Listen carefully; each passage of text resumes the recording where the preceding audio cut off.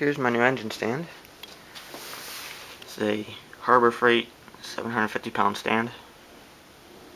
The only thing I don't really like about it, it's got one bolt holding everything together. So that one bolt goes through here, goes through this piece, and then goes up and holds this piece in. And it's only one bolt. So I'm going to drill a hole through here, all the way through, and then the same thing on the other side, and put two big bolts through there, so that'll make it a little bit stronger. And another thing, this is the 3-wheeled version. This is the cheapest one. Got it for 40 bucks because I had a coupon. And I got it instead of the 1,000-pound because this will give me something to do. I'm going to make kind of a axle piece with 2 casters on it that's going to bolt to this, so that way it'll be a lot more stable, because I was trying to move it around a little bit and I was trying to tip over. So, but so far I'm pretty happy with it. When I put this motor on here, I had it hooked up to the engine hoist, and I picked up the front end so the caster was about 6 inches off the ground, and then I just dropped it and it wobbled a little bit, but nothing broke. So I still had to attach the engine hoist in case something did break, but it was good. So I'm pretty happy with it so far. I did grease this piece here where it rotates. So this motor's not balanced, so it's actually kind of harder to turn, and even with the stock bar here, it's still pretty easy to turn over. So I'm pretty happy with it. I did use the included hardware to bolt the little arms to the engine plate. These are grade 8.8, which is the metric equivalent to about grade 5.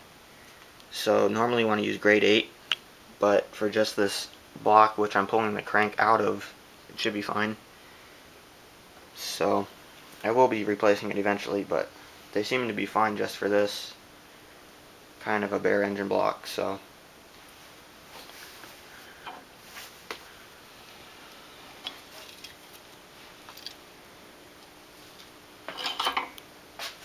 that's that.